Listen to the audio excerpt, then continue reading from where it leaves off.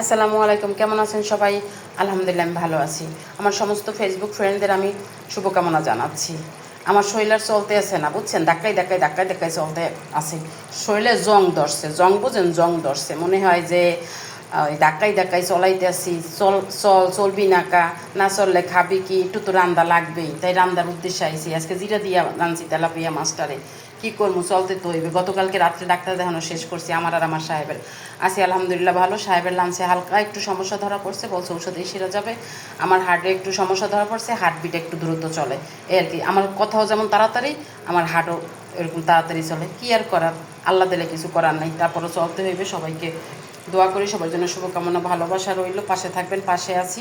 সবাইকে ধন্যবাদ। এবার বলেন তো আমার রান্নাটা কেমন হয়েছে? খালি পকপকেই করে যাইতে আসি, রান্ধনার আপনাকে দেখাইতে আসি না। আপনারা কবেন মাতারিয়া তো কথা কয়টা, কথা না কইলে আমার ভালো লাগে না। আমি যত বেশি কথা কম ততই আমার ভালো লাগবে। কথা যারা কম কয় হ্যাঁ আমি পছন্দ করি না। মনে করি কম কথা যারা কয় হেরা হ্যাঁ ভিতরে শয়তানি ভরা আছে। কে কি মনে করলেন, আমার কিছু করার নাই।